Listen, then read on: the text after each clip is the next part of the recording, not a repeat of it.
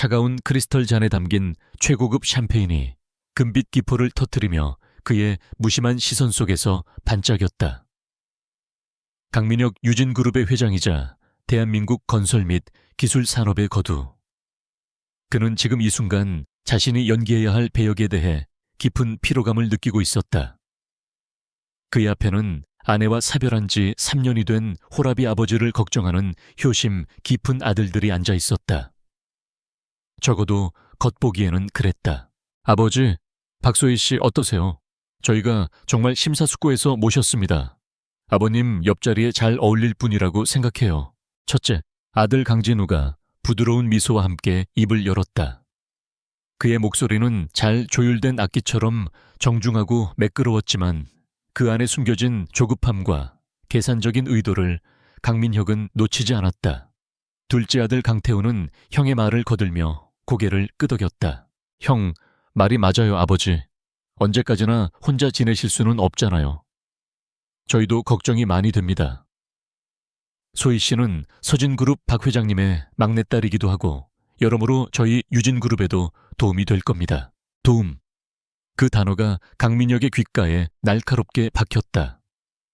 저들의 속내는 결국 그것이었다. 아버지의 외로움이나 행복 따위는 안중에도 없었다. 그들이 원하는 것은 유진그룹의 세력을 확장하고 자신들의 입지를 굳건히 할 강력한 정략 결혼의 파트너였다. 그리고 그 파트너는 자신들이 완벽하게 통제할 수 있는 사람이어야 했다. 그의 시선이 맞은편에 앉은 여자 박소희에게로 향했다. 그녀는 머리부터 발끝까지 명품으로 치장한 잘 다듬어진 인형 같았다. 아름다웠지만 그 아름다움은 어떤 감흥도 주지 못했다. 그녀는 대화 내내 최신 유행하는 핸드백 컬렉션과 유럽의 어느 휴양지가 좋은지에 대해서만 떠들었다. 그녀의 눈은 강민혁이라는 사람 자체보다는 그가 두르고 있는 부와 명예라는 후광에 더 집중하고 있었다. 유진그룹의 회장님을 직접 뵙게 되어 영광이에요. 진우 씨와 태우 씨에게서 아버님 말씀 많이 들었어요. 정말 대단하신 분이라고요. 박소희가 교태 섞인 웃음을 지으며 말했다. 강민혁은 입꼬리만 살짝 올려 미소로 화답했다. 그는 3년 전 세상을 떠난 아내 서윤을 떠올렸다.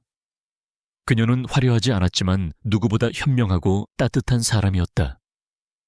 회사의 작은 정원에서 이름 모를 들꽃을 가꾸는 것을 좋아했고 복잡한 경영 문제로 머리를 앓는 그에게 언제나 따뜻한 차 한 잔과 함께 명쾌한 조언을 건네주곤 했다. 그녀의 빈자리는 지난 3년간 조금도 채워지지 않았다. 오히려 시간이 흐를수록 그 공허함은 더욱 깊고 시리게 다가왔다. 그런 아내의 자리에 저런 천박하고 피상적인 여자를 앉히려 하는 아들들의 의도가 혐오스러웠다. 아들들 뒤에는 분명 그들의 외삼촌이자 유진그룹의 전무인 박성준이 있었다. 죽은 아내의 동생이라는 이유로 그에게 중책을 맡겼지만 박성준의 야심은 언제나 도를 넘었다. 그는 호시탐탐 유진그룹을 손에 넣으려 했고 어리석은 두 조카를 꼭두각시처럼 조종하고 있었다. 아버지 표정이 안 좋으세요. 어디 불편하신가요? 강진우가 걱정스러운 척 물었다. 강민혁은 천천히 샴페인 잔을 내려놓았다. 더 이상 이 위선적인 연극에 어울려줄 기운이 없었다. 아니다. 잠시 바람 좀 쐬고 와야겠다. 너희는 소희 씨와 좋은 시간 보내도록 해라. 그는 짧게 말하고 자리에서 일어났다. 진우와 태우의 얼굴에 당황한 기색이 스쳤지만 감히 아버지를 막아설 수는 없었다. 강민혁은 레스토랑 지배인의 정중한 인사를 받으며 그 숨막히는 공간을 빠져나왔다. 화려한 강남의 밤거리가 눈앞에 펼쳐졌다. 현란한 넌사인과 값비싼 외제차들이 뿜어내는 소음이 오히려 그의 머릿속을 차분하게 만들었다. 그는 정처 없이 걸었다. 운전기사에게 연락할 생각도 하지 않았다. 그냥 이 모든 것으로부터 잠시 벗어나고 싶었다. 얼마나 걸었을까? 화려한 대로변을 벗어나 한적한 골목길로 접어들었을 때 그의 눈에 작은 간판 하나가 들어왔다. 그림자 책방, 화려한 주변 상점들과는 어울리지 않는 낡았지만 정갈한 느낌의 서점이었다. 무언가에 이끌리듯 그는 나무로 된 문을 밀고 안으로 들어섰다. 딸랑하는 작은 종소리와 함께 오래된 책과 나무, 그리고 옅은 커피향이 그를 맞았다. 서점 내부는 고요했다. 높은 천장까지 닿는 책장에는 책들이 빈틈없이 꽂혀 있었고 은은한 조명이 책 등의 제목들을 비추고 있었다. 시끄럽고 허영심 가득한 세상과는 완전히 분리된 다른 차원의 공간 같았다. 강민혁은 천천히 책장 사이를 걸었다. 경영서적이나 자기 개발서가 아닌 낡은 고전 문학과 역사책들이 눈에 띄었다. 그는 잠시 모든 것을 잊고 책의 세계에 빠져들었다. 한때 그는 책 읽는 것을 무엇보다 좋아했다. 하지만 회사를 이끌고 아내를 잃은 후 그에게 책은 사치스러운 취미가 되어버렸다. 그때 서점 안쪽에서 나지막한 언쟁 소리가 들려왔다. 그의 평화로운 사색이 깨졌다. 아니, 이게 말이 된다고 생각해요. 책을 사간 지 일주일도 안 됐는데 여기가 이렇게 찢어져 있잖아요. 환불해주세요. 중년 남자의 신경질적인 목소리였다. 강민혁은 소리가 나는 쪽으로 시선을 돌렸다. 카운터 앞에서 한 남자가 책을 흔들며 목소리를 높이고 있었다. 그리고 그의 앞에는 한 여자가 조용히 서 있었다. 이 책방의 주인인 듯다 됐다. 손님, 이 책은 저희가 판매할 때 분명히 확인했습니다. 이런 파손은 없었습니다. 그리고 이 부분은 무언가에 긁힌 자국처럼 보이는데요. 여자의 목소리는 차분하고 조용했지만 그 안에는 단단한 심지가 느껴졌다. 그녀는 화려한 미인도 아니었고 평범한 갈색 스웨터에 청바지를 입고 있었다. 하지만 그녀의 눈빛은 놀라울 정도로 맑고 깊었다. 뭐라고요? 지금 내가 일부러 책을 훼손했다는 겁니까? 당신 장사, 이런 식으로 하는 거 아니야. 당장 주인 나오라 그래. 남자는 더욱 기세등등하게 소리쳤다. 여자는 한숨을 내쉬는 대신 오히려 한 걸음 더 다가서서 남자가 들고 있는 책을 차분히 살펴봤다. 주인은 바로 접니다. 손님, 이 책은 헤르만 헤세의 초기작품 세계라는 희귀본 초판본입니다. 종이의 질감이나 잉크의 번짐 정도로 진품을 구별하죠. 손님께서 구매하실 때 제가 직접 책의 상태를 함께 확인시켜 드렸고 책갈피 대신 영수증을 꽂아드렸던 것을 기억합니다. 그녀는 카운터의 판매 기록을 확인하며 말을 이었다. 기록을 보니 일주일 전 수요일 오후 3시 15분에 구매하셨네요. 그리고 이 찢어진 부분은 매우 날카로운 칼이나 커터로 자른 듯한 단면입니다. 책이 자연스럽게 찢어졌을 때 나타나는 종이 섬유의 결이 보이지 않습니다. 혹시 책을 포장된 상태에서 칼로 뜯으신 건 아닌지요? 그녀의 논리, 정연하고 차분한 설명에 남자의 얼굴이 붉어졌다. 그녀는 남자를 비난하거나 공격하지 않았다. 그저 객관적인 사실만을 나열했을 뿐이었다. 하지만 그 사실들이야말로 가장 강력한 무기였다. 그게 어쨌든 난 여기서 산 책이 훼손됐으니 환불해달라는 거요. 남자는 억지를 부렸지만 그의 목소리는 처음과 달리 기세가 한풀 꺾여 있었다. 여자는 잠시 그를 바라보더니 뜻밖의 제안을 했다. 환불은 규정상 어렵습니다. 하지만 이 책은 이제 소장 가치가 많이 떨어졌으니 제가 개인적으로 소장하고 있는 같은 판본의 다른 책으로 교환해 드리겠습니다. 물론 상태는 이 책보다 훨씬 좋습니다. 대신 앞으로는 저희 책방의 책들을 조금 더 소중히 다뤄주셨으면 합니다. 그녀는 잠시 카운터 뒤 창고로 들어가더니 비닐에 소중하게 쌓인 똑같은 책을 들고 나왔다. 남자는 잠시 머뭇거리더니 자신이 들고 있던 훼손된 책을 내려놓고 새 책을 받아들었다. 그는 흠흠 헛기침을 몇 번 하더니 별말 없이 서둘러 책방을 빠져나갔다. 강민혁은 그 모든 과정을 숨죽여 지켜보고 있었다. 그는 수많은 협상과 위기 상황을 겪어온 기업의 총수였다. 그는 여자의 대응 방식에 깊은 감명을 받았다. 그녀는 감정에 휘둘리지 않았고 상대를 몰아붙여 적을 만드는 대신 명확한 논리와 예상치 못한 관용으로 상황을 완벽하게 지배했다. 상대의 체면을 지켜주면서도 자신의 원칙을 잃지 않았고 결국 자신이 원하는 결과를 얻어냈다. 그것은 비즈니스 세계의 가장 노련한 협상가들에게서나 볼 수 있는 기술이었다. 소란이 끝나고 서점에는 다시 고요함이 찾아왔다. 여자는 아무 일 없었다는 듯 훼손된 책을 조심스럽게 살피며 안타까운 표정을 지었다. 강민혁은 자기도 모르게 그녀에게 다가갔다. 대단한 대응이었습니다. 그의 목소리에 여자가 고개를 들었다.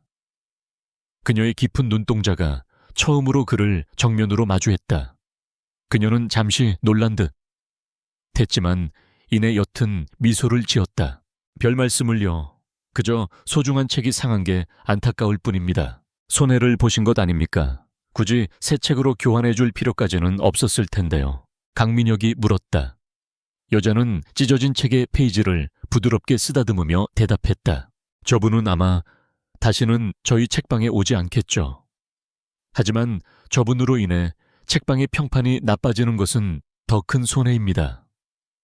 그리고 무엇보다 저 책이 저렇게 상처 입은 채로 어딘가에 버려지는 것을 원치 않았습니다.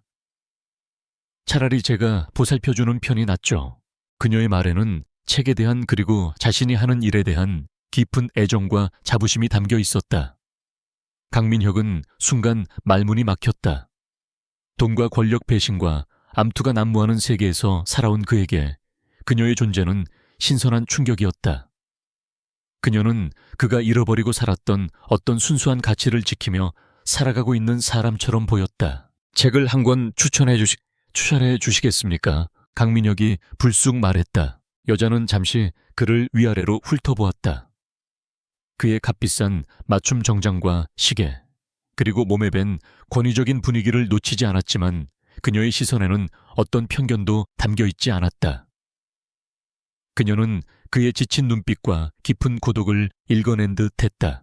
그녀는 잠시 고민하더니 책장으로 걸어가 책 한 권을 꺼내 그에게 건넸다. 마르쿠스 아우렐리우스의 명상록이었다. 화려한 성공 뒤에 오는 공허함과 수많은 관계 속에서 느끼는 고독을 다스리고 싶을 때 읽으면 좋은 책입니다. 그녀는 마치 그의 마음을 꿰뚫어 보고 있는 것 같았다. 강민혁은 말없이 책을 받아들었다. 이 책으로 하겠습니다. 이름이 어떻게 되시죠? 한서연입니다. 강민혁입니다. 그는 카드를 내밀며 자신의 이름을 밝혔다. 한서연은 강민혁이라는 이름과 유진그룹이라는 카드에 새겨진 로고를 보았지만 그녀의 표정에는 어떤 동요도 없었다. 그녀는 그저 다른 손님을 대하듯 묵묵히 책을 포장하고 카드를 돌려주었다. 안녕히 가십시오. 그녀의 차분한 인사를 뒤로하고 강민혁은 책방을 나섰다. 딸랑하는 종소리가 그의 등 뒤에서 울렸다.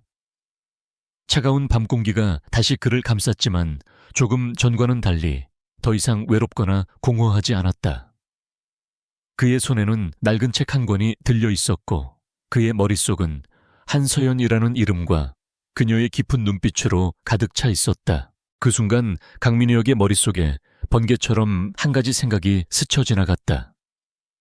아들들과 박성준 전무가 파놓은 함정 그들을 둘러싼 위선과 탐욕의 거미줄. 그 거미줄을 끊어내고 자신과 회사를 지킬 수 있는 누구도 예상하지 못한 단 하나의 방법. 그것은 위험한 도박이었지만 왠지 모를 확신이 들었다. 그는 방금 만난 저 여자 한서연이라면 가능할지도 모른다고 생각했다. 그녀의 차분함 속에 숨겨진 강인함, 논리적인 사고, 그리고 무엇보다 그녀가 가진 진실함. 그것이야말로 지금 자신에게 가장 필요한 무기였다. 그의 입가에 희미한 미소가 떠올랐다. 아들들이 그토록 원하던 재혼. 어쩌면 그들의 소원대로 해주어야 할지도 모르겠다. 물론 그들이 전혀 예상하지 못한 방식으로 다음날 아침 유진그룹 본사 50층에 위치한 회장실은 도심의 소음이 완벽하게 차단된 고요한 성체였다. 강민혁은 거대한 통유리창 너머로 장난감처럼 보이는 서울의 풍경을 내려다보고 있었다. 그의 손에는 어젯밤 한서연에게서 산 명상록이 들려 있었다. 책의 낡고 부드러운 감촉이 그의 차가운 손에 낯선 온기를 전했다. 그는 인터폰을 눌러 비서실장을 호출했다. 곧이어 반듯한 용모의 김비서가 소리 없이 들어와 그의 앞에 섰다. 김비서는 강민혁이 회사를 물려받기 전부터 그의 부친을 모셨던 강민혁이 유일하게 속내를 터놓고 신뢰하는 인물이었다. 회장님 부르셨습니까? 김비서 사람을 한 명 알아봐줬으면 하네. 아주 조용하고 철저하게 강민혁은 책상 위 메모지에 한서연이라는 이름과 그림자 책방이라는 상호명을 적어 건넸다. 이 사람에 대한 모든 것을 알아봐. 가족관계 학력, 경력 재산 상태, 교우 관계까지. 하지만 절대 상대가 눈치채서는 안 되네. 어떤 흔적도 남기지 마. 김비서는 메모지를 받아들고 잠시 의아한 표정을 지었지만 이내 평소에 무표정한 얼굴로 돌아왔다. 그는 불필요한 질문을 하는 법이 없었다. 알겠습니다, 회장님. 김비서가 물러나자 강민혁은 다시 깊은 생각에 잠겼다. 한서연. 그녀는 누구일까? 어젯밤 그녀가 보여준 모습은 결코 평범한 책방 주인의 것이 아니었다. 위기 상황에서의 침착함, 날카로운 논리, 그리고 상대의 허를 찌르는 대담함까지. 마치 잘 훈련된 특수요원이나 수많은 위기를 헤쳐나온 베테랑 전략가 같았다. 그의 이런 생각은 오후 늦게 김비서가 가져온 보고서를 받아보고 더욱 깊어졌다. 보고서는 놀라울 정도로 얇았다. 이게 전부인가? 네, 회장님. 이상할 정도로 깨끗합니다. 보고서에 따르면 한서연은 32세 4년제 대학에서 문헌정보학을 전공했으며 졸업 후 몇몇 출판사에서 잠시 일하다 5년 전 그림자 책방을 인수했다. 부모님은 어릴 적 사고로 돌아가셨고 다른 가족이나 친척은 없었다. 신용카드 사용 내역은 평범했고 대출이나 채무 관계도 전무했다. SNS 활동도 전혀 하지 않았고 가까이 지내는 친구 몇 명을 제외하면 교우 관계도 단조로웠다. 강민혁의 미간이 좁혀졌다. 이 정보화 시대에 한 인간의 삶이 이렇게까지 단순할 수 있을까? 이것은 두 가지 가능성을 시사했다. 그녀가 정말로 세상과 담을 쌓고 사는 순수한 사람이거나 아니면 자신의 과거를 완벽하게 지워버린 고도로 훈련된 전문가이거나. 강민혁은 후제 자신의 모든 것을 걸기로 했다. 그녀의 눈빛, 그녀의 말투, 그녀의 행동 하나하나가 평범함을 거부하고 있었다. 바로 그때 그의 전화가 울렸다. 발신인은 처남인 박성준 전무였다. 강민혁은 잠시 망설이다 전화를 받았다. 형, 어제는 어쩐 일이십니까? 소희 아가씨가 많이 실망한 것 같던데요. 박성준의 목소리는 걱정하는 척했지만 그 안에는 날카로운 질책의 가시가 숨어 있었다. 몸이 좋지 않았네. 그러셨군요. 하지만 중요한 자리였는데 미리 말씀이라도 해주시지 그러셨습니까? 다음 주 이사회에 상정할 해외 신도시 개발 프로젝트 건 순조롭게 진행하려면 서진그룹의 도움이 필요합니다. 매형의 재혼은 단순히 개인적인 문제가 아니라 우리 유진그룹 전체의 미래가 걸린 일입니다. 박성준은 교묘하게 그의 재혼을 회사의 이익과 결부시켰다. 그 해외 신도시 개발 프로젝트라는 것이 박성준과 아들들이 회사의 자금을 빼돌리기 위해 만든 허울 좋은 명분이라는 것을 강민혁은 이미 짐작하고 있었다.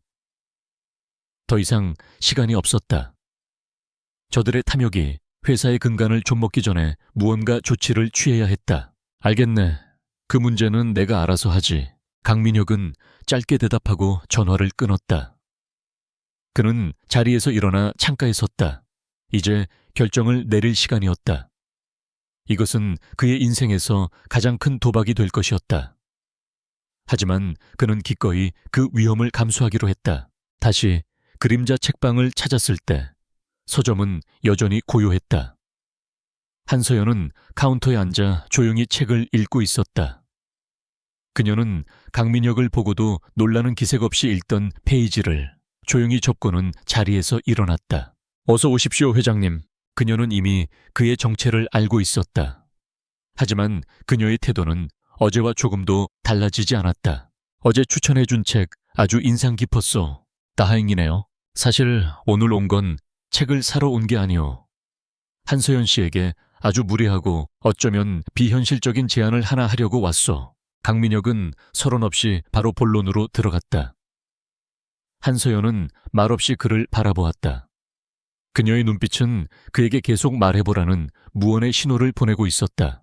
나와 결혼해 주시오. 순간 서점 안의 공기가 멈춘 듯 했다. 시간마저 얼어붙은 것 같은 정적 속에서 한서연의 표정에는 처음으로 미세한 변화가 일었다. 놀라움이라기보다는 흥미롭다는 듯한 호기심에 가까웠다. 농담이시라면 재미없군요. 농담이 아니오. 물론 진짜 결혼을 하자는 게 아니오.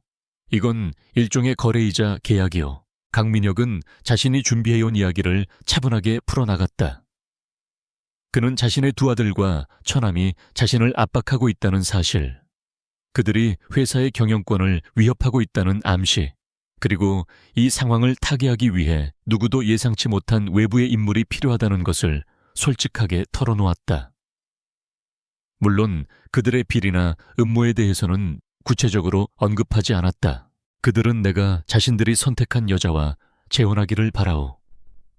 그래야 나를 통제하고 회사를 손에 넣기 쉬워질 테니 나는 그들의 허를 찔러야만 하오. 그들이 전혀 예측하지 못했고 그들의 기준으로 이해할 수도 없으며 절대로 통제할 수 없는 사람. 내가 보기에 한서연 씨가 바로 그런 사람이오. 그는 그녀에게 계약의 조건을 제시했다. 계약 기간은 1년. 그 기간 동안 법적인 부부로서 그의 곁을 지켜줄 것. 그 대가로 그는 그녀가 평생 돈 걱정 없이 살 수 있는 거액의 돈과 그녀가 원하는 것이라면 무엇이든 지원해주겠다고 약속했다. 1년 뒤에는 아무런 조건 없이 깨끗하게 이혼 서류에 도장을 찍어줄 것이라고도 덧붙였다. 한서연은 그의 말이 끝날 때까지 아무 말 없이 듣고만 있었다. 그녀의 깊이를 알 수 없는 눈동자가 그의 얼굴을 샅샅이 훑었다. 마치 그의 진심과 의도를 저울질하는 것 같았다. 왜 하필 저죠? 세상에는 똑똑하고 강한 여자들이 얼마든지 있을 텐데요. 변호사나 회계사 같은 전문직 여성이라면 회장님께 더 실질적인 도움을 줄 수도 있을 겁니다. 그녀의 질문은 핵심을 찌르고 있었다. 그런 사람들은 이미 저들의 예상 범위 안에 있어. 그들은 그런 전문가들을 돈이나 권력으로 회유하거나 약점을 잡아 공격할 방법을 알고 있지. 하지만 한서연 씨는 아니오. 당신은 그들의 세계 밖에 있는 사람이라. 그들의 방식으로는 당신을 이해할 수도 공격할 수도 없어. 그리고 어젯밤 나는 당신에게서 그 어떤 전문가보다 더 강한 무기를 보았어.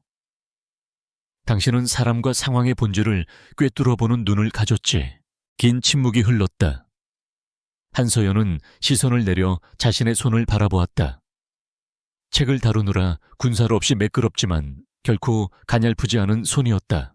잠시 후 그녀는 다시 고개를 들어 강민혁을 똑바로 쳐다보았다. 재밌는 제안이네요. 회장님의 적들이 꽤나 만만치 않은 상대인 것 같군요. 좋습니다. 그 제안 받아들이겠습니다. 그녀의 수락은 예상보다 훨씬 빠르고 단호했다.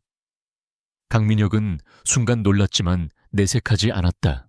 조건이 있어. 네, 한 가지 있습니다. 말해보시오.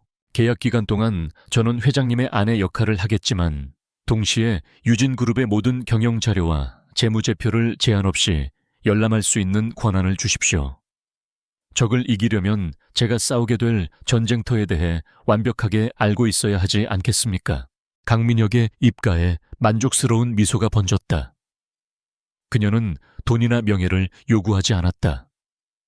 대신 이 싸움의 가장 핵심적인 무기인 정보에 대한 접근 권한을 요구했다. 그의 선택이 틀리지 않았음을 증명하는 순간이었다. 좋소. 그렇게 하지.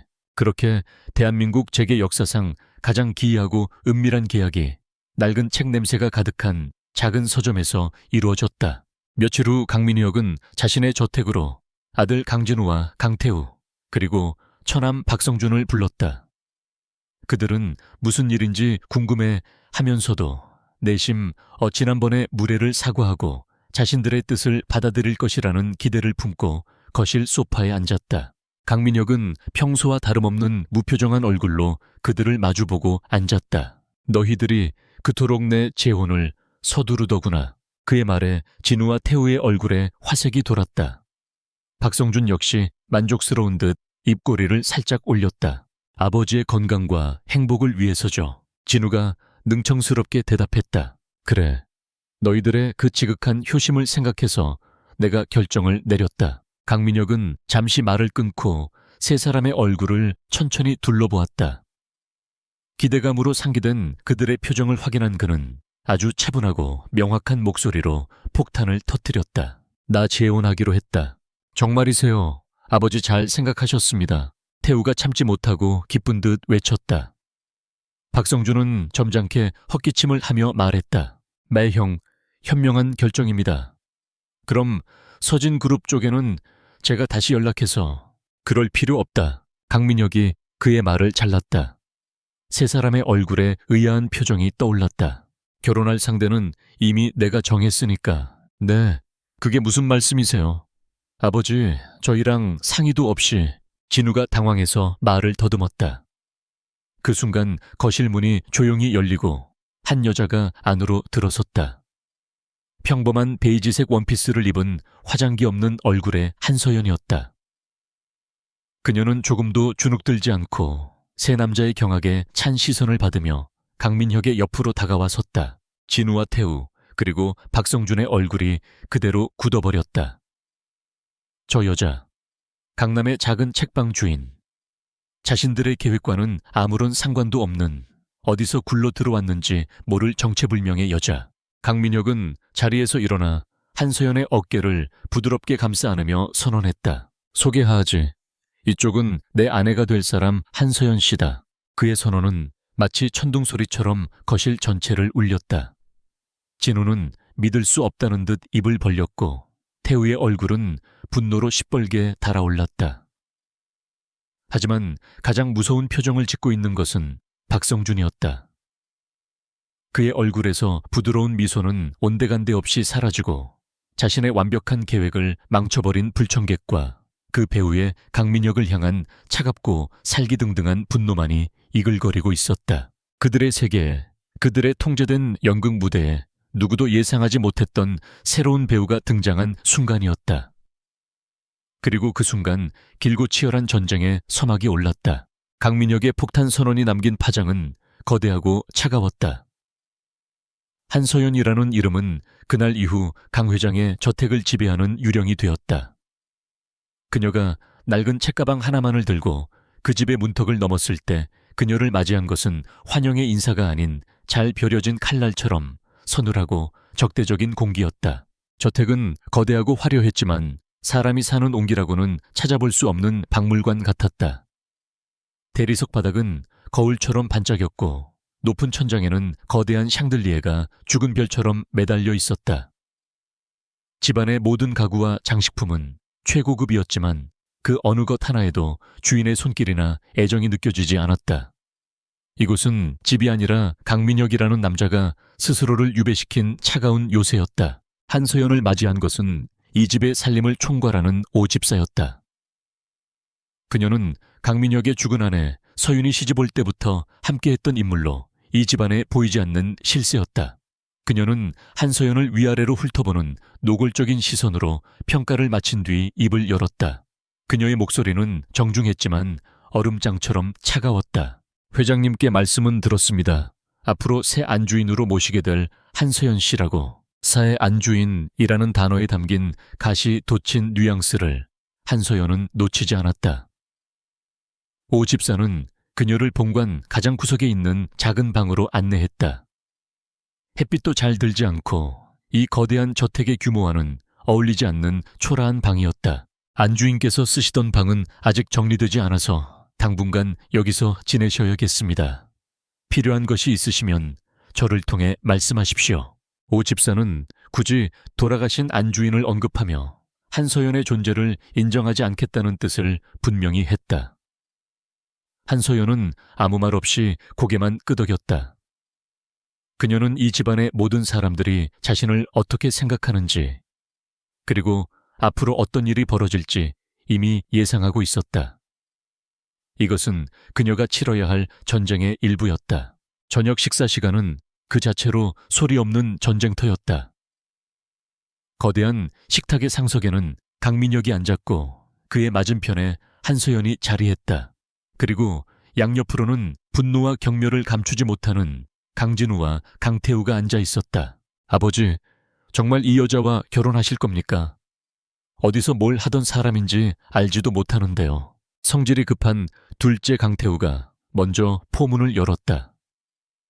그는 한소연을 이 여자라고 부르며 노골적으로 무시했다. 강민혁의 얼굴이 차갑게 굳었다. 태우야, 내 새어머니가 될 뿐이다. 말을 가려서 해라. 사해어머니라니요. 제 어머니는 한 분뿐입니다. 아버지 제정신이세요. 저런 여자 때문에 돌아가신 어머니를 모욕하지 마세요.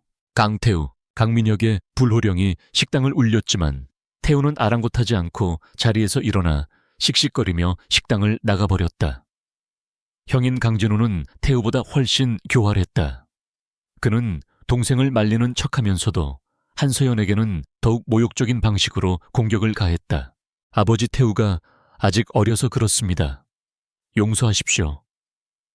그는 부드러운 목소리로 사과한 뒤 한소연을 향해 미소를 지었다. 하지만 그 눈빛은 뱀처럼 차가웠다. 한소연 씨라고 하셨죠. 실례지만 저희 아버지를 어디서 어떻게 만나셨는지 여쭤봐도 될까요? 저희는 아버지가 이런 평범한 분과 교제하고 계셨을 거라고는 상상도 못해서요. 평범한 분이라는 단어에 힘을 실어 말하는 그의 의도는 명백했다. 신분 차이를 들먹이며 그녀를 깎아내리려는 속셈이었다. 이 모든 상황 속에서 한소연은 놀라울 정도로 평온했다. 그녀는 스테이크를 우아하게 썰며 마치 남의 집 이야기를 듣는 듯 무심한 표정이었다. 그녀는 입안의 음식을 다 삼킨 후에야 냅킨으로 입가를 닦고 강진우를 바라보았다. 책방에서 우연히 만났습니다. 회장님께서 제 책방에 단골 손님이 되셨거든요. 그녀의 대답은 너무나도 단순하고 사실적이어서 오히려 진우를 당황하게 만들었다. 그는 그녀가 변명을 하거나 자신을 과시하거나 혹은 주눅이 들 것이라고 예상했다. 하지만 그녀는 그 어떤 반응도 보이지 않았다. 그녀는 그저 있는 그대로의 사실만을 말할 뿐이었다. 그녀의 그 평온함이, 그 예측 불가능함이 진우를 더욱 짜증나게 만들었다. 식사가 끝나고 강민혁은 한소연을 자신의 서재로 불렀다. 육중한 마호가니 문이 닫히자 비로소 두 사람만의 공간이 만들어졌다. 서재는 이 차가운 저택에서 유일하게 강민혁의 개인적인 색채가 묻어나는 곳이었다. 벽면 가득한 책들과 한쪽 벽에 걸린 아내와 함께 찍은 빛바랜 사진이 그의 지나온 세월을 말해주고 있었다. 힘들었을 텐데 미안하오. 강민혁이 먼저 사과했다. 괜찮습니다. 예상했던 일이니까요. 한소연은 담담하게 대답했다. 이 정도의 반발도 없다면 회장님께서 저를 고용할 이유도 없었겠죠. 그녀는 자신을 고용되었다고 표현했다. 두 사람의 관계가 철저한 계약임을 다시 한번 상기시키는 말이었다. 강민혁은 그녀의 그 명확함이 마음에 들었다. 그는 책상 서랍에서 노트북 한 대를 꺼내 그녀에게 건넸다. 여기 유진그룹의 내부 서버에 접속할 수 있는 최고 등급의 보안 노트북이요. 당신이 요구했던 모든 자료를 열람할 수 있을 거요. 그는 잠시 망설이다가 그녀에게 가장 궁금했던 질문을 던졌다. 한소연 씨, 당신의 진짜 정체가 뭐요? 어째서 그 조건을 걸었는지 이제는 말해줄 수 있어. 한소연은 노트북을 받아들고 잠시 창밖의 어둠을 응시했다. 그녀의 얼굴에 처음으로 과거의 그림자가 스쳐 지나갔다. 회장님께서는 혹시 그림자 감사관이라는 별명을 들어보신 적이 있으십니까? 강민혁은 눈을 가늘게 떴다.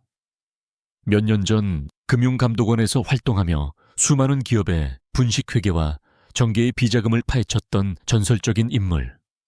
언론에 얼굴 한번 드러내지 않고 오직 실력만으로 금융계를 공포에 떨게 만들었던 사람. 그러나 어느 순간 연기처럼 사라져버린 바로 그 이름이었다. 설마 5년 전의 접니야. 5년 전의 접니다. 한서연의 고백은 짧았지만 그 파장은 엄청났다. 그녀는 자신의 과거를 담담하게 털어놓았다. 금융감독원의 최연소 팀장이었던 그녀는 당시 여당의 유력 정치인이 연루된 거대한 비자금 사건을 파헤치고 있었다. 모든 증거를 확보하고 사건의 전모를 밝히기 직전 그녀는 믿었던 상사와 조직에게 배신당했다. 정치적 압력에 굴복한 윗선에서 사건을 덮어버렸고 오히려 그녀에게 내부 정보 유출이라는 누명을 씌우려 했다. 저는 그 사건을 계기로 깨달았습니다. 정의라는 것이 얼마나 무력하고 거대한 권력 앞에서 진실이 얼마나 쉽게 왜곡될 수 있는지를요. 환멸을 느꼈습니다. 그래서 모든 것을 버리고 떠났죠. 제 흔적을 모두 지우고 조용히 책방을 열었습니다. 다시는 그 더러운 세계에 발을 들이지 않겠다고 다짐하면서요. 그녀의 목소리는 건조했지만 그 안에는 깊은 상처와 분노가 배어 있었다. 그런데 왜 다시 돌아오려는 거요? 유진그룹의 일에 왜 뛰어들기로 한 거지? 제가 원해서가 아닙니다. 그들이 저를 다시 끌어들인 거죠. 한서연은 노트북을 열어 특정 파일을 찾아냈다. 그것은 그녀가 개인적으로 조사하던 자료였다. 최근 금융사기 피해자들을 위한 무료 법률 상담 봉사를 하다가 우연히 한 사건을 접하게 됐습니다. 유령 회사를 이용한 전형적인 투자 사기 사건이었죠. 피해자들의 돈이 흘러 들어간 그 유령 회사의 자금 흐름을 역추적하다가 저는 이상한 점을 발견했습니다.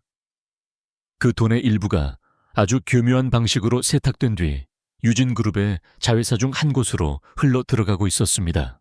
그녀의 설명에 강민혁의 얼굴이 굳어졌다. 그리고 그 자회사는 바로 박성준 전무가 추진하고 있는 해외 신도시 개발 프로젝트의 핵심 파트너사 중 하나였습니다. 저는 그때부터 유진그룹을 주시하고 있었습니다. 외부에서 접근할 방법을 찾고 있었죠. 그러던 차에 회장님께서 제 앞에 나타나신 겁니다.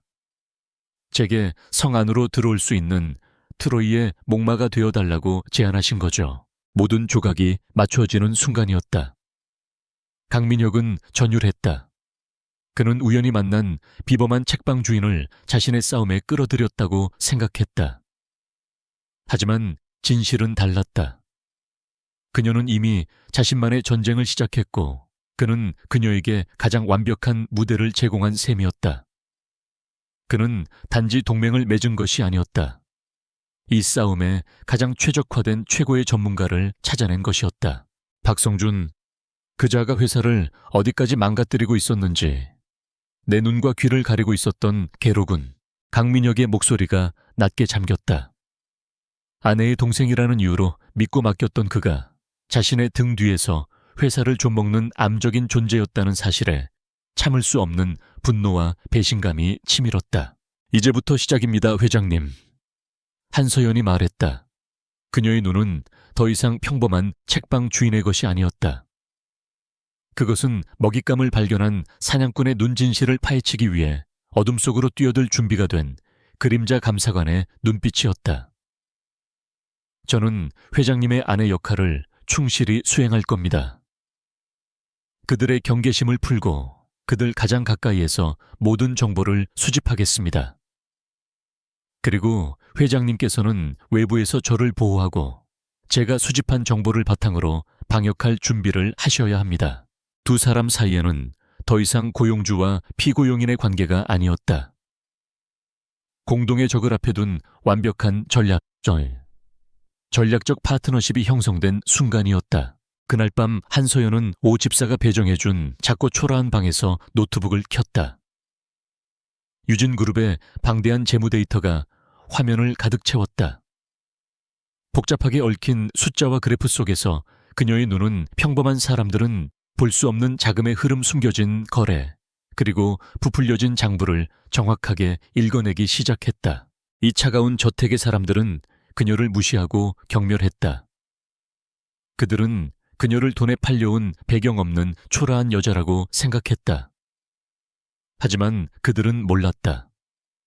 자신들의 성 안으로 스스로 가장 치명적인 적을 들였다는 사실을. 한서연의 입가에 희미하지만 날카로운 미소가 떠올랐다. 사냥이 시작되었다. 한서연이 강민혁의 저택에 들어온 지 한 달이 지났다. 그 한 달 동안 그녀는 유령처럼 살았다. 낮에는 강민혁의 그림자처럼 존재했다. 그를 따라 참석한 사교 모임에서 사람들은 그녀를 운 좋게 회장님의 눈에 든 어린 여자 정도로 취급하며 노골적인 호기심과 은근한 경멸을 보냈다.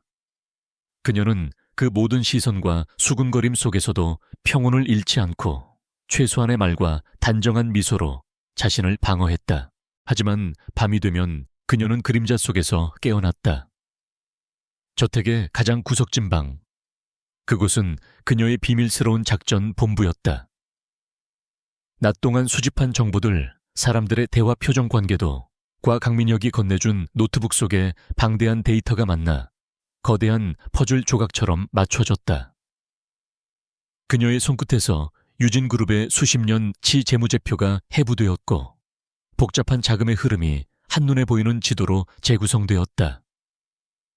그녀는 잠자는 시간까지 아껴가며 박성준 전무와 그의 세력들이 회사 곳곳에 심어놓은 암세포들을 찾아내기 시작했다. 박성준과 강진우, 강태우는 그런 그녀를 철저히 무시했다. 그들에게 한서연은 그저 아버지의 변덕으로 들어온 자신들의 계획에 아무런 영향도 미치지 못할 장식품에 불과했다. 그들은 오히려 그녀의 존재를 자신들의 계획을 가속화하는 기회로 삼았다. 강민혁 회장이 여자에게 정신이 팔려 판단력이 흐려졌다고 이사들을 설득하기에 더없이 좋은 명분이었기 때문이다. 그리고 마침내 결전의 날이 다가왔다.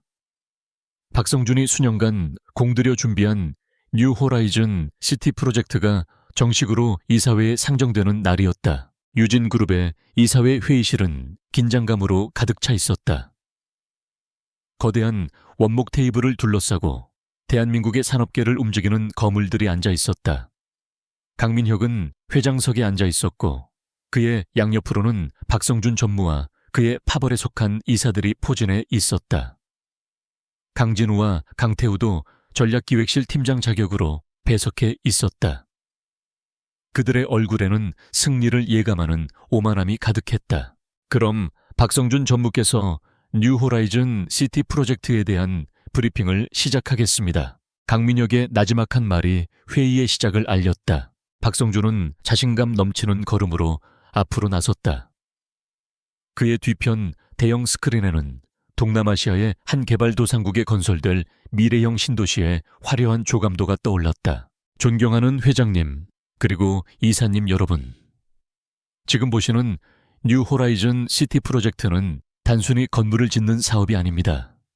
이것은 유진그룹이 글로벌 디벨로퍼로 도약하는 새로운 지평을 여는 100년 대계를 위한 위대한 첫걸음입니다. 그의 프레젠테이션은 화려하고 거침이 없었다. 그는 현지 정부와의 긴밀한 협력, 폭발적인 예상 수익률, 그리고 프로젝트가 가져올 유진그룹의 위상 변화에 대해 열변을 토했다. 그의 편에 선 이사들은 고개를 끄덕이며 감탄사를 연발했다. 분위기는 완전히 박성준의 페이스로 넘어가고 있었다. 그는 마지막으로 회심의 한마디를 던졌다. 이 프로젝트의 성공적인 수행을 위해 저희는 현지 사정에 밝고 뛰어난 개발 능력을 갖춘 베리타스 디벨롭먼트 사와 독점 파트너십을 체결했습니다. 초기 투자금은 5억 달러.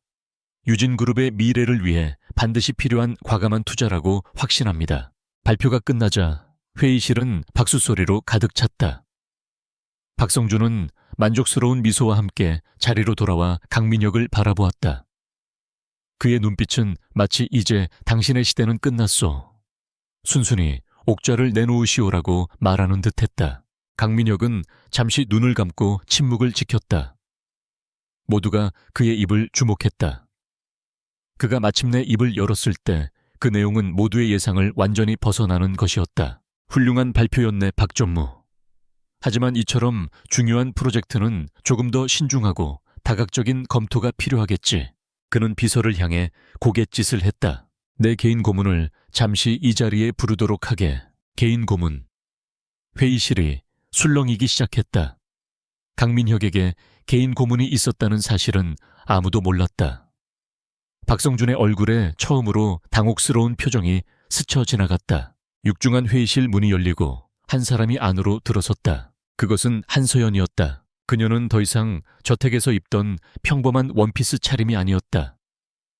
몸에 딱 맞는 날카로운 검은색, 비즈니스 슈트, 단정하게 묶어 올린 머리, 그리고 어떤 감정도 드러내지 않는 지적인 얼굴.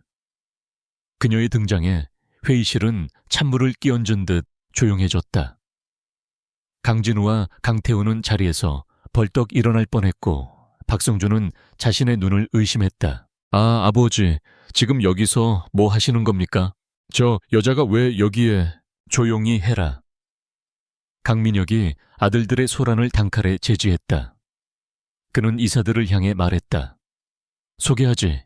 이쪽은 내 개인 재무 및 법률 고문인 한서연 씨요. 지난 한 달간 이 프로젝트를 면밀히 검토해왔소. 내 의견을 말하기 전에 한 고문의 분석을 먼저 들어보는 것이 좋겠군. 박성준이 벌떡 일어났다. 매형, 아니 회장님, 이건 말도 안 됩니다. 저 여자는 이사회의 정식 멤버도 아닐 뿐더러 경영에 대해 뭘 안다고 감히 이 신성한 자리에 내 고문의 자격에 대해 의심하는 건가? 박전무, 강민혁의 목소리는 강철처럼 차가웠다. 앉게, 그리고 듣게. 이것은 명령일세. 박성준은 분노로 얼굴이 하얗게 질렸지만 어쩔 수 없이 자리에 앉았다. 그는 어디 한번 해봐라. 네가 뭘 할 수 있겠느냐라는 경멸의 눈빛으로 한서연을 쏘아보았다. 한서연은 회의실 중앙으로 걸어 나왔다. 그녀는 수십 명의 거물들이 쏘아보는 날카로운 시선에도 전혀 위축되지 않았다.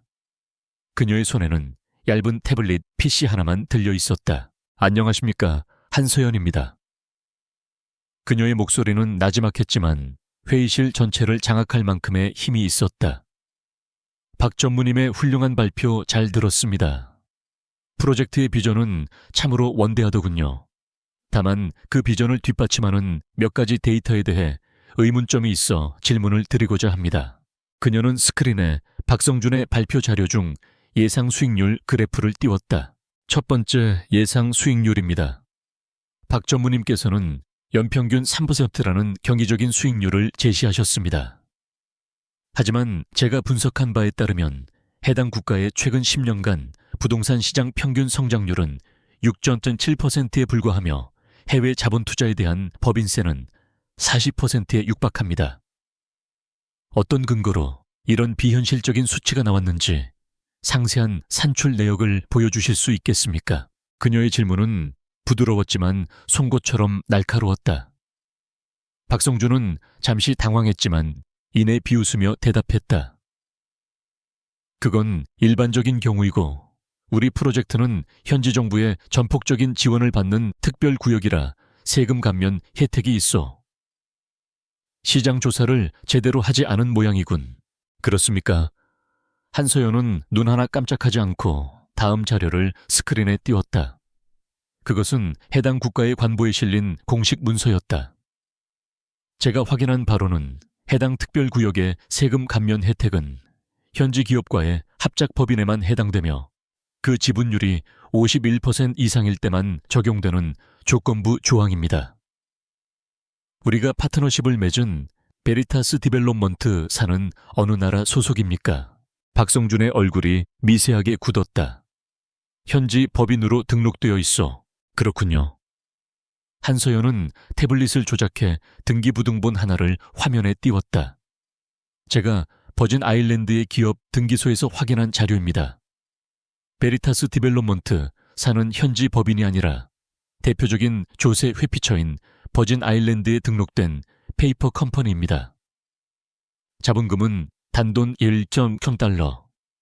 이사 명단에는 차명으로 의심되는 인물들 뿐이고요.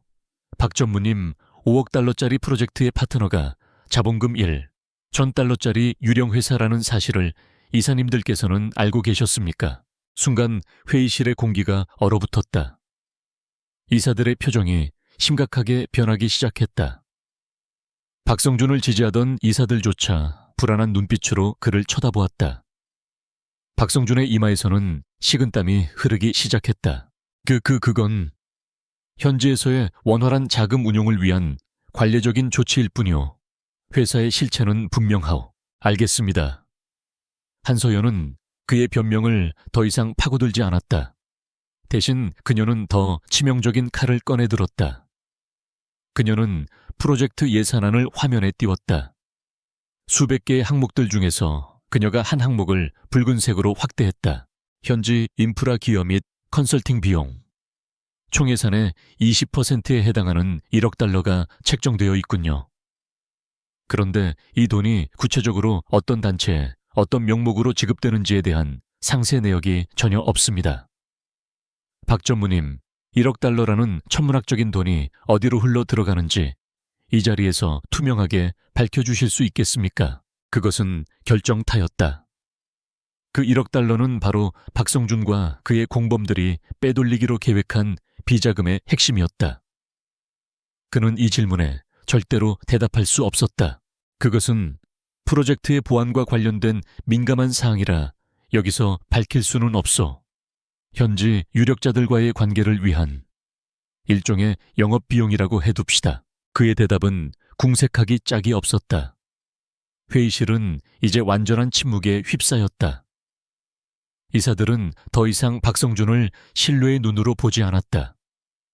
그들은 눈앞에서 벌어지는 이 상황을 믿을 수 없다는 듯 한서연과 박성준을 번갈아 쳐다볼 뿐이었다. 한서연은 자신의 역할을 다했다는 듯 조용히 강민혁을 향해 고개를 숙이고는 다시 문 쪽으로 걸어갔다. 그녀는 단 한 번도 박성준을 직접적으로 비난하거나 공격하지 않았다. 그저 객관적인 데이터와 논리적인 질문만을 던졌을 뿐이다. 하지만 그 결과는 그 어떤 비난보다 더 파괴적이었다. 박성준이 수년간 쌓아올린 신뢰와 계획의 성이 그녀가 던진 몇 개의 질문에 의해 와르르 무너져 내린 것이다. 회의실을 나가기 전 한서연은 잠시 걸음을 멈추고 얼어붙어 있는 박성준을 돌아보았다. 그녀의 눈빛은 차갑고 고요했다. 그 눈빛은 이렇게 말하고 있었다. 이것은 시작일 뿐이야. 박성준은 온몸에 소름이 돋는 것을 느꼈다. 그는 그제야 깨달았다. 저 여자는 그저 운 좋은 책방 주인이 아니었다. 그는 자신이 상대해야 할 적의 무서움을, 그리고 자신이 얼마나 치명적인 실수를 저질렀는지를 뼈저리게 깨달았다. 두려움이 그의 온몸을 덮쳐왔다. 이사회 회의실의 참패는 박성준에게 단순한 계획의 차질이 아니었다. 그것은 그의 자존심과 야망에 가해진 치욕적인 칼질이었다. 그날 이후 그의 사무실은 맹수가 갇힌 우리처럼 살벌한 기운으로 가득 찼다. 그는 값비싼 크리스털 잿더리를 벽에 던져 박살내며 조카들을 향해 으르렁거렸다. 명청한 놈들. 겨우 책방 주인 하나에게 이 거대한 계획이 송두리째 흔들려. 너희들은 도대체 눈을 어디에 두고 다녔던 거냐. 강진우와 강태우는 고개를 숙인 채 아무 말도 하지 못했다. 그들 역시 충격과 분노에서 헤어나오지 못하고 있었다. 특히 오만했던 강진우의 충격은 더 컸다. 한서연의 그 차갑고 모든 것을 꿰뚫어 보는 듯한 눈빛은 그의 악몽이 되었다. 오해삼촌, 이제 어떻게 해야 합니까? 이사들은 전부 등을 돌렸습니다. 뉴 호라이즌 시티 프로젝트는 사실상 무산됐어요. 강진우가 간신히 입을 열었다. 박성준은 부서진 잿더리 조각을 구두발로 짓밟으며 광기 어린 미소를 지었다. 정상적인 방법으로는 끝났다. 그렇다면 비정상적인 방법을 쓰는 수밖에. 그의 눈이 번뜩였다. 궁지에 몰린 쥐는 고양이를 물어뜯는 법이다. 그는 이제 이성과 합법의 가면을 벗어던지기로 결심했다. 강민혁과 그 여자를 함께 묻어버릴 거다. 그들이 우리에게 덮어씌우려 했던 횡령이라는 죄목을 그대로 그들에게 되돌려주는 거지.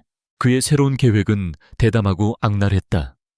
강민혁 회장이 한서연과 짜고 회사의 자금을 빼돌려 비자금을 조성했다는 가짜 증거를 만드는 것이었다.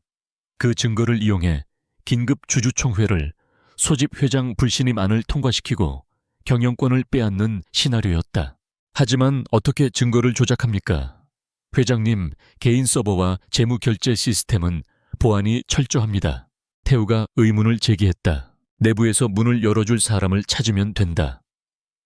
박성준의 목소리는 뱀처럼 차가웠다. 사람은 누구나 약점이 있는 법이지. 돈, 여자, 도박, 그 약점만 찾아내서 살짝 건드려주면 아무리 굳게 닫힌 문이라도 쉽게 열리는 법이다. 그들의 마수는 회장 직속 재무팀의 최 부장을 향해 뻗어 나가기 시작했다.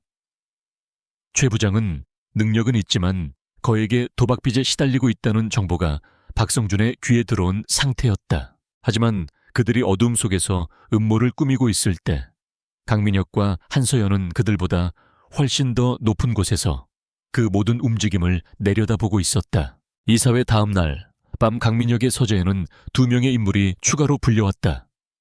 한 명은 군 특수부대 출신으로 유진그룹의 보안을 총괄하는 조항일 실장이었고, 다른 한 명은 얼음 마녀라는 별명으로 불릴 만큼 철두철미하고 청렴한 내부 감사팀의 이은경 팀장이었다. 두 사람은 강민혁이 가장 신뢰하는 수족이었다. 강민혁은 두 사람에게 모든 상황을 설명했다. 박성준의 음모와 한서연의 정체, 그리고 앞으로 벌어질 일들에 대해서. 조 실장과 이 팀장은 처음에는 충격을 받았지만 이내 상황을 파악하고 강민혁의 눈을 바라보았다. 그들의 눈에는 흔들림 없는 충성심이 담겨 있었다. 회장님, 무엇을 하면 되겠습니까? 조항일 실장이 먼저 물었다. 그때 입을 연 것은 한서연이었다. 박성준 전무는 분명 증거를 조작하려 할 겁니다. 회장님의 개인 서버에 접근하거나 재무팀 직원을 매수하려 하겠죠. 막는 것은 의미가 없습니다. 오히려 그들이 원하는 대로 길을 열어줘야 합니다. 길을 열어주다니요. 이은경 팀장이 의아한 듯 되물었다. 한서연의 입가에 날카로운 미소가 떠올랐다. 네, 우리가 파놓은 함정으로 들어오는 길을 말입니다. 적이 원하는 것이 정보라면 우리가 원하는 정보를 주면 됩니다. 아주 그럴듯하게 조작된 그들을 파멸로 이끌 미끼 정보 말입니다. 그녀의 계획은 대담하고 정교했다. 박성준이 누군가를 매수하려 한다면 그들이 먼저 선수를 쳐서 이중첩자를 심는 것이었다. 이은경 팀장님, 재무팀에 도박빚이 있는 최영수 부장이라는 사람이 있죠. 있죠. 한서연의 말에 이 팀장의 눈이 커졌다. 어떻게, 그건 저만 알고 있는 감사팀 내부 자료까지 모두 검토했습니다. 한서연은 담담하게 말했다. 박성준 전무의 정보망도 곧 최 부장에게 도달할 겁니다. 그들이 접촉하기 전에 우리가 먼저 최 부장을 만나야 합니다. 그날 밤 최영수 부장은 이은경 팀장의 비밀스러운 호출을 받고 회사의 한적한 회의실로 불려왔다. 그는 자신의 비리가 발각되었다는 생각에 사색이 된 채 방 안으로 들어섰다. 그리고 그곳에서 그는 감사팀장뿐만 아니라 살아있는 전설인 그림자 감사관 한서연과 마주하게 되었다. 한서연은 그의 도박빚 내역과 그동안 저질렀던 소액의 횡령 사실까지 모두 알고 있었다. 최 부장은 그대로 무릎을 꿇고 용서를 빌었다. 죽을 죄를 지었습니다. 한 번만. 한서연은 그를 차갑게 내려다보며 말했다. 당신 앞에는 두 가지 길이 있습니다. 첫 번째는 이 모든 사실이 공개되고 당신은 징역을 살고 가족들은 길거리에 나앉게 되는 길입니다. 두 번째는 우리를 도와 박성준 전무의 비리를 밝혀내고 당신의 모든 죄를 사면받고 새로운 삶을 시작하는 길입니다. 그것은 거부할 수 없는 제안이었다. 최 부장은 눈물을 흘리며 그들의 이중첩자가 되겠다고 맹세했다. 작전은 즉시 시작되었다. 한서연은 밤을 새워 허니팟 데이터 패키지를 만들었다. 그것은 강민혁 회장이 수년간 비밀리에 비자금을 조성해 온 것처럼 보이는 완벽하게 조작된 데이터 세트였다. 유령 회사의 계좌 내역, 암호화된 이메일, 자금 세탁의 흔적까지 박성준이 의심할 여지 없이 믿을 수밖에 없도록 정교하게 설계되었다. 심지어 그 비자금의 최종 목적지가 한서연의 개인 계좌로 향하는 것처럼 꾸며 그녀까지 함께 엮어 넣는 치밀함을 보였다. 이 조작된 데이터는 보안팀의 조항일 실장에 의해 우연한 실수를 가장하여 아주 잠깐 동안 보안이 취약해진 서버의 특정 경로에 심어졌다. 그리고 며칠 후 예상대로 박성준의 하수인이 최 부장에게 접근했다. 그는 최 부장의 도박 빚을 언급하며 회장의 비자금 증거를 빼내오면 모든 빚을 해결해주고 거액의 보상금까지 주겠다고 제안했다. 최 부장은 한서연이 지시한 대로 처음에는 거부하며 겁에 질린 연기를 하다가 마지못해 제안을 받아들이는 모습을 보였다. 그는 박성준 측에게 한서연이 만들어둔 허니팟 데이터가 담긴 USB를 건넸다. 동시에 그는 박성준이 지시하는 또 다른 임무를 수행했다. 바로 뉴 호라이즌 시티 프로젝트의 장음을 파트너사인 메리타스 디벨롭먼트 사로 송금하는 결제 서류에 회장의 직인을 몰래 찍어 승인하는 것이었다. 물론 이 결제는 강민혁과 한서연의 허락하에 이루어졌다. 그 돈이 흘러 들어가는 계좌는 이미 조항일 실장의 보안팀과 금융당국에 의해 실시간으로 추적되고 있었다. 박성준은 마침내 자신의 손에 들어온 USB를 확인하고 희열에 가득 찬 미소를 지었다. USB 안에는 강민혁과 한서연의 모든 비리가 담겨 있는 것처럼 보였다. 완벽한 증거였다. 그는 이제 모든 것을 뒤집을 수 있는 무기를 손에 넣었다고 확신했다. 그는 즉시 강진우를 불렀다. 진우야, 당장 긴급 주주총회 소집을 위한 준비를 해라.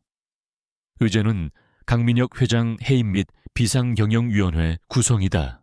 벌써 증거를 다 찾으셨습니까, 외삼촌? 박성준은 USB를 흔들어 보이며 비열하게 웃었다. 강민혁의 시대는 끝났다.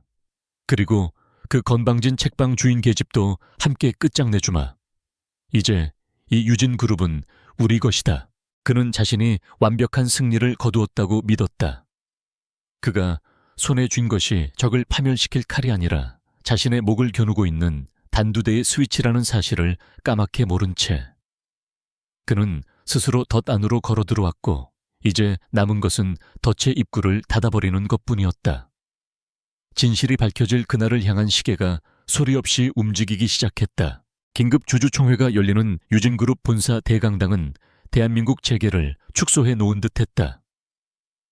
수백 명의 주주들, 국내외 언론사 기자들, 그리고 유진그룹의 임직원들이 모여 만들어내는 열기는 마치 폭풍 전야의 바다처럼 무겁고 긴장감이 넘실거렸다. 단상 위 박성준과 강진우, 강태우는 마치 비극의 주인공처럼 비장한 표정으로 앉아 있었다. 그들은 자신들이 부패한 회장을 몰아내고 회사를 구원할 정의의 사도라고 굳게 믿고 있었다. 그들의 눈에는 탐욕과 함께 독선적인 사명감마저 서려 있었다. 잠시 후 강당의 뒷문이 열리고 강민혁과 한서연의 모습을 드러냈다. 모든 시선이 그들에게로 쏠렸다. 강민혁은 평소와 다름없는 무표정이었지만 그 얼굴에는 깊은 피로와 슬픔이 어려 있었다. 그의 곁에 선 한서연은 그 어떤 동요도 없이 마치 무대에 오르는 배우처럼 고요하고 침착했다. 두 사람은 자신들을 향해 쏟아지는 의심과 저기의 눈초리를 묵묵히 받으며 가장 앞자리에 마련된 자리에 앉았다.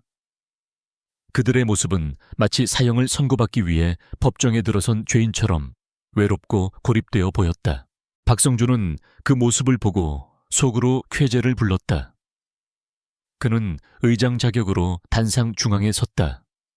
강당의 모든 조명이 그를 비추었다. 존경하는 주주 여러분, 그리고 유진그룹을 아껴주시는 내외 귀빈 여러분. 오늘 저는 참담한 심정으로 이 자리에 섰습니다. 그의 연설은 뛰어난 연기였다.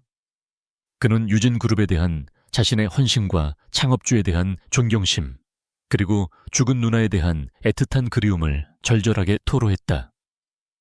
강당은 순식간에 그의 감정 연기에 몰입했다. 하지만 저는 더 이상 진실을 외면할 수 없었습니다. 우리가 그토록 믿고 따랐던 강민혁 회장님께서 한 여자에게 현혹되어 회사의 근간을 뒤흔드는 엄청난 비리를 저질러 오셨다는 사실을 발견했기 때문입니다. 그의 말이 끝나자마 도스트 강당은 벌집을 쑤신 듯 시끄러워졌다.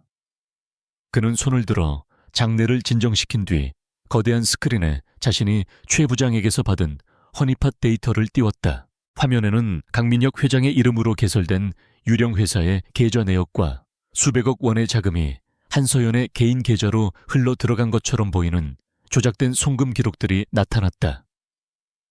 증거는 너무나도 구체적이고 명백해 보였다. 주주들은 경악했고 기자들의 카메라 플래시가 미친 듯이 터져 나왔다. 이것이 진실입니다, 여러분. 강민혁 회장은 자신의 아내가 될 여자와 짜고 우리 모두의 피 같은 돈을 빼돌려 왔습니다. 저는 오늘 피를 토하는 심정으로 강민혁 회장의 해임안을 긴급 안건으로 상정하고자 합니다. 아까라하다.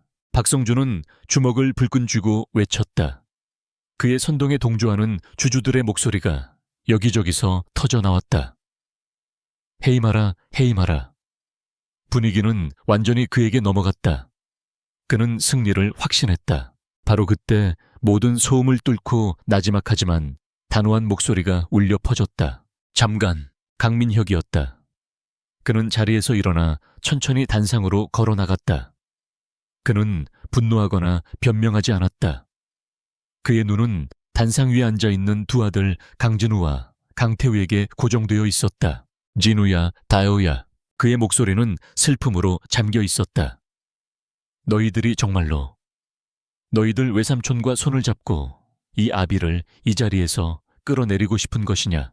아버지의 그 슬픈 질문에 진우와 태우는 차마 고개를 들지 못했다. 그 순간만큼은 승리감에 도취해 있던 그들의 마음속에도 죄책감이라는 감정이 희미하게 고개를 들었다. 강민혁은 아들들에게서 시선을 거두고 마이크 앞에 섰다. 박성준 전무의 발표 잘 들었습니다. 참으로 대단한 상상력이자 치밀한 연출이었습니다. 하지만 진실은 지금부터 시작입니다. 그는 옆에 서 있던 한서연을 바라보았다. 오늘 이 자리에 모든 의혹과 거짓을 밝혀줄 분을 소개합니다. 한서연이 조용히 단상 위로 올라왔다. 그녀는 박성준의 시스템에 연결된 케이블을 뽑고 자신이 가져온 작은 보안 USB를 연결했다. 순식간에 스크린의 화면이 바뀌었다. 화면에 나타난 것은 화려한 재무제표가 아니었다. 허름한 차림의 노인들, 평생 모은 돈을 잃고 눈물을 흘리는 서민들의 얼굴이 담긴 영상이었다. 여러분께 먼저 한 금융 사기 사건의 피해자들을 소개해드립니다. 한서연의 목소리가 강당에 울려 퍼졌다. 그녀는 자신이 어떻게 이 사건을 처음 접하게 되었는지, 그리고 피해자들의 돈이 어떻게 베리타스 디벨롭먼트라는 유령 회사로 흘러 들어갔는지를 차분히 설명하기 시작했다.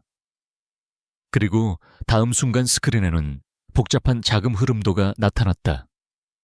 수십 개의 대포 통장과 페이퍼 컴퍼니를 거쳐 세탁된 돈의 흐름이 마치 한 편의 추적 영화처럼 펼쳐졌다. 그리고 그 모든 돈이 최종적으로 흘러들어간 종착지. 화면에는 스위스 은행의 비밀 계좌 번호와 그 계좌의 실소유주 이름이 선명하게 나타났다. 박성준. 강당은 완전한 침묵에 휩싸였다. 박성준의 얼굴은 하얗게 질리다 못해 파랗게 변해 있었다. 이것이 뉴 호라이즌 시티 프로젝트의 실체입니다. 유진그룹의 미래를 위한 투자가 아니라 박성준 전무가 자신의 비자금을 조성하고 금융 사기로 벌어들인 더러운 돈을 세탁하기 위한 거대한 사기극이었던 것입니다. 그녀의 공격은 여기서 멈추지 않았다. 그녀는 다음 증거로 음성 파일을 재생했다. 초회 부장, 이것만 성공하면 자네 빚은 내가 다 해결해주지. 회장놈 비자금 증거만 확실하게 가져와. 박성준의 하수인이 최 부장을 협박하는 목소리였다. 이어서 재생된 파일은 더욱 충격적이었다.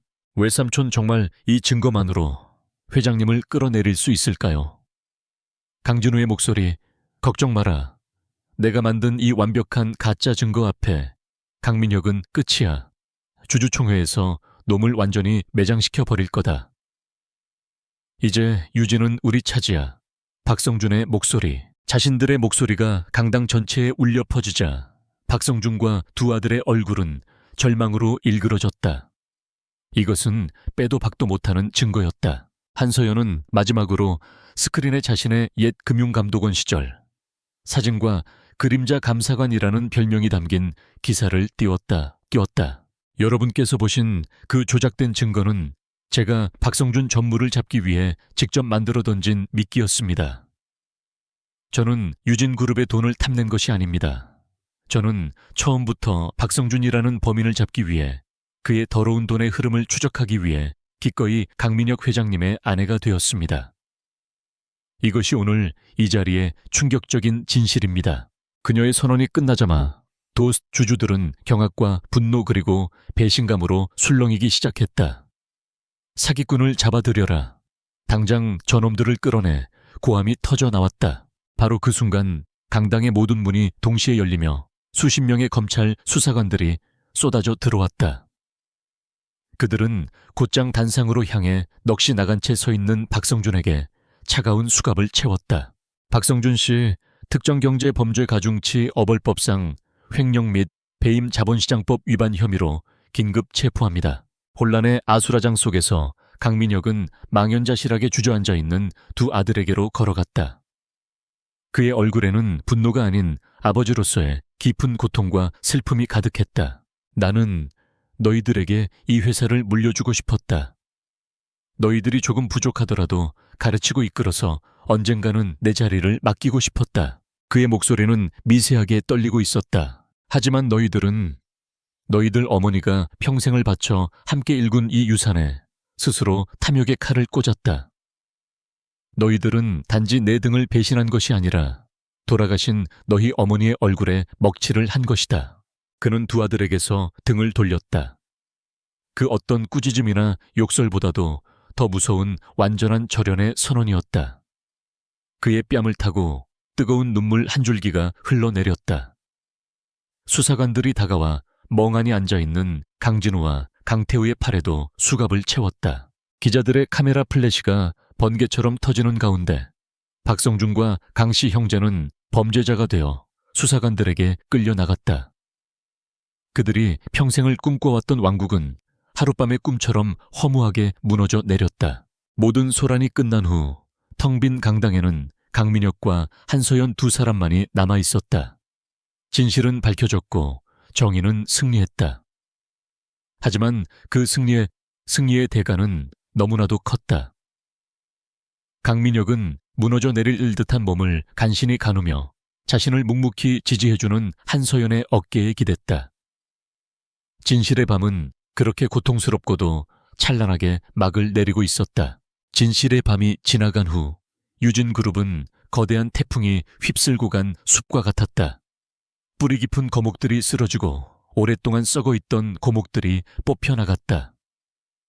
그 과정은 고통스러웠고 회사는 창립 이래 가장 큰 위기를 맞았다. 하지만 태풍이 거친 뒤 숲에는 새로운 햇살이 들어오기 시작했다. 강민혁은 냉혹한 외과 의사처럼 자신의 왕국을 수술했다.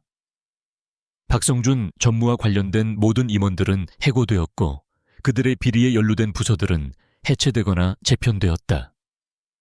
그 빈자리에는 이은경 팀장처럼 능력있고 정직한 젊은 인재들이 수혈되었다. 한서연은 공식적인 직책은 없었지만 강민혁의 가장 신뢰받는 조언자로서 이 모든 개혁 과정을 이끌었다. 그녀는 유진그룹의 재무 구조를 투명하게 만들고 비효율적인 사업들을 정리했으며 윤리 경영을 위한 새로운 시스템을 구축했다. 세간의 평가는 혹독했지만 시간이 흐르면서 유진그룹의 주가는 오히려 안정되기 시작했다. 부실이 제거되고 회사의 체질이 건강해지고 있다는 긍정적인 신호였다. 고통스러운 수술 뒤에 찾아온 희망의 징후였다. 법의 심판은 엄정했다. 주동자인 박성준은 수천억 원대의 횡령 및 배임 혐의로 무기징역에 가까운 중형을 선고받았다. 강진우와 강태우 역시 범죄에 적극적으로 가담한 혐의가 인정되어 아버지인 강민혁이 어떠한 선처도 탄원하지 않은 끝에 각각 징역 7년과 5년을 선고받고 법정 구속되었다. 강민혁은 두 아들이 차가운 수갑을 차고 법정을 나서는 모습을 텅 빈 눈으로 지켜보았다. 그의 마음속에는 분노도 슬픔도 아닌 모든 것이 제가 되어버린 듯한 거대한 공허함만이 남아있었다. 그는 아버지가 되는 데에도 회사를 지키는 데에도 실패한 기분이었다.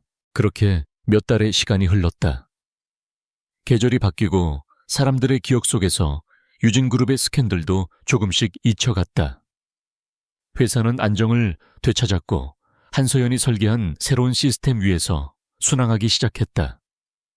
그녀와 강민혁 사이에 존재했던 계약의 목적은 이제 완벽하게 달성된 셈이었다.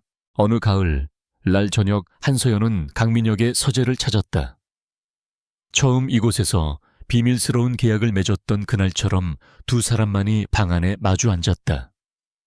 하지만 공기는 그때와 사뭇 달랐다. 어색한 긴장감 대신 수많은 위기를 함께 헤쳐온 동지애와 그 이상의 미묘한 감정이 흐르고 있었다. 회장님, 이제 모든 것이 제자리를 찾은 것 같습니다. 한서연이 먼저 침묵을 깼다. 그녀는 가방에서 서류 봉투 하나를 꺼내 책상 위에 올려놓았다.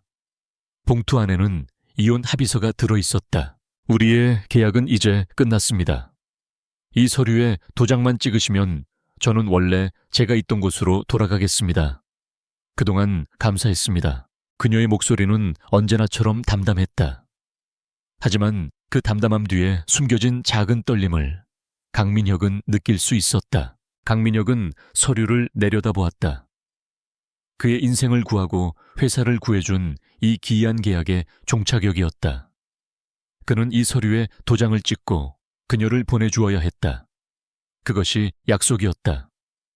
하지만 그는 펜을 들 수가 없었다. 지난 몇 달간 그녀는 그의 삶에 너무나도 깊숙이 들어와 있었다. 그녀는 단순한 조력자가 아니었다. 무너져 내리는 그를 지탱해준 버팀목이었고 모든 것을 포기하고 싶을 때마다 그의 곁을 지켜준 유일한 사람이었다. 그녀의 지혜와 통찰력은 회사를 살렸고 그녀의 조용한 위로는 그의 부서진 마음을 달래주었다. 그는 어느새 이 춥고 텅 빈 저택에 그녀가 있는 것이 당연해졌다. 그녀가 없는 이 집 그녀가 없는 자신의 삶을 상상할 수 없게 되어버렸다. 그들이 함께했던 것은 가짜 결혼 생활이었다. 하지만 그 안에서 나눈 신뢰와 존중, 그리고 서로를 향한 연민과 이해는 그 어떤 진짜 부부보다도 더 진실했다. 돌아가면 뭘 할 거요? 강민혁이 쫓겨 물었다. 작은 책방을 다시 열 생각입니다. 그리고 제가 가진 능력으로 저처럼 억울한 금융사기 피해자들을 돕는 작은 재단을 하나 만들고 싶어요. 그녀는 이미 자신의 미래를 그리고 있었다. 그 미래 속에 그의 자리는 없어 보였다. 강민혁의 가슴 한구석이 시리게 아파왔다. 그는 자리에서 일어났다. 그리고 이혼 서류가 아닌 그녀의 손을 잡았다. 한서연은 놀라 그의 손을 빼려 했지만 그가 잡은 손은 생각보다 단단했다. 나와 같이 갈 곳이 있어. 강민혁은 그녀를 데리고 저택을 나섰다. 차는 서울 시내가 한눈에 내려다 보이는 한적한 언덕을 향해 달렸다. 그곳에는 아름다운 공원 묘지가 조성되어 있었다. 그는 한서연을 데리고 잘 가꾸어진 하나의 무덤 앞에 섰다. 그의 첫 번째 아내 서윤이 잠들어 있는 곳이었다. 사진 속의 서윤은 그가 기억하는 그대로 온화하고 따뜻한 미소를 짓고 있었다. 강민혁은 오랫동안 아내의 사진을 말없이 바라보았다. 여보, 나왔어. 그의 목소리가 가을바람에 흩어졌다. 오래 걸렸지. 미안해. 당신이 떠나고 나는 오랫동안 길을 잃었었어. 당신이 나에게 남겨준 소중한 것들을 지키지 못할 뻔했어. 당신 동생과 심지어 우리 아들들까지 모두가 나를 배신하고 당신의 유산을 탐냈지. 나는 정말 혼자였어. 그는 잠시 말을 멈추고 곁에 서 있는 한서연을 돌아보았다. 그런데 그때 이 사람이 내 앞에 나타났어. 당신처럼 현명하고 당신보다 더 강인한 사람이야. 이 사람이 나를 구했고 당신과 나의 모든 것이었던 유진그룹을 지켜냈어. 그리고 무너져 내린 내 마음까지도. 그는 다시 아내의 사진을 향해 말했다. 여보, 당신도 이해해 줄 거지. 나 이제 그만 당신을 놓아주려고 해. 그리고 이 사람과 함께 새로운 삶을 시작하고 싶어. 당신이 내게 주었던 행복만큼 나도 이 사람에게 좋은 남편이 되어주고 싶어. 그러니 부디 하늘에서 우리를 축복해줘. 그는 아내에게 마지막 인사를 건넨 뒤 한서연을 향해 몸을 돌렸다. 그리고 그녀의 두 손을 마주 잡았다. 그의 눈에는 한 남자의 진심 어린 눈물과 새로운 시작을 향한 간절함이 담겨 있었다. 한서연 씨, 우리의 계약은 오늘로 끝났어. 당신은 당신의 삶으로 돌아갈 자유가 있어. 그는 잠시 숨을 골랐다. 하지만 부디 돌아가지 말아 주시오. 내 곁에 머물러 주시오. 더 이상 계약상의 파트너나 위장된 아내로서가 아니라 내 인생의 진짜 동반자로서 나의 진짜 아내가 되어 주시오. 그것은 세상에서 가장 특별한 청혼이었다. 화려한 보석도 달콤한 말도 없었다. 오직 한 남자의 상처 입은 영혼이 건네는 가장 진실하고 절박한 고백이었다. 한서연의 눈에서 그녀 스스로도 깨닫지 못하는 사이 눈물이 흘러내렸다. 그녀는 언제나 강하고 이성적이었다. 세상의 부조리에 맞서 싸웠고 감정에 휘둘리는 것을 경계하며 살아왔다. 하지만 이 외롭고 강직한 남자 앞에서 그녀의 모든 방어막이 무너져 내렸다. 그와 함께 싸우면서 그녀 역시 그에게서 위로를 받았다. 자신을 온전히 이해해주고 자신의 능력을 믿어주는 파트너를 만난 기쁨을 느꼈다. 그녀는 책과 정의만이 전부였던 자신의 삭막한 세상에 강민혁이라는 사람이란 온기가 스며들었음을 깨달았다. 그녀는 눈물을 닦는 대신 그를 마주보며 아주 오랜만에 환하게 미소 지었다. 회장님이라는 호칭은 이제 딱딱하네요. 그녀는 잡힌 손에 힘을 주며 대답했다. 당신이라고 부를게요. 그리고 좋아요. 당신의 진짜 아내가 될게요. 두 사람은 말없이 서로를 바라보았다. 그들의 등 뒤로 서울의 야경이 보석처럼 펼쳐지기 시작했다. 고통스러웠던 과거의 밤이 지나고 마침내 새로운 새벽이 오고 있었다. 1년 후 유진그룹은 대한민국에서 가장 존경받는 기업으로 완벽하게 재기했다. 강민혁 회장과 비공식적인 최고 전략가인 그의 아내 한서연의 리더십 아래 회사는 눈부신 성장을 거듭했다. 그리고 서울의 한적한 동네에는 그림자 책방이 다시 문을 열었다. 책방은 유진그룹의 후원으로 설립된 서연재단의 본부이기도 했다. 그곳에서 한서연은 여전히 책을 사랑하는 사람들과 이야기를 나누었고 법의 보호를 받지 못하는 금융사기 피해자들에게 따뜻한 희망이 되어 주었다. 어느 주말 오후 강민혁은 회장이라는 무거운 갑옷을 벗어던지고 평범한 남편이 되어 아내의 책방을 찾았다. 한서연은 앞치마를 두른 채 아이들에게 동화책을 읽어주고 있었다. 그녀의 얼굴에는 과거의 그늘 대신 따뜻하고 평화로운 행복이 가득했다. 강민혁은 그런 그녀의 모습을 보며 조용히 미소 지었다. 두 아들이 강요했던 거짓된 재혼이 역설적으로 그에게 가장 진실한 행복을 가져다 주었다. 그들은 가장 기이한 방식으로 만났지만 세상 그 누구보다 서로를 이해하고 신뢰하는 최고의 파트너가 되었다. 진실은 때로 충격적이고 고통스럽지만 그 진실 위에서만이 진정한 행복이 피어날 수 있음을 그들은 자신들의 삶으로 증명해내고 있었다.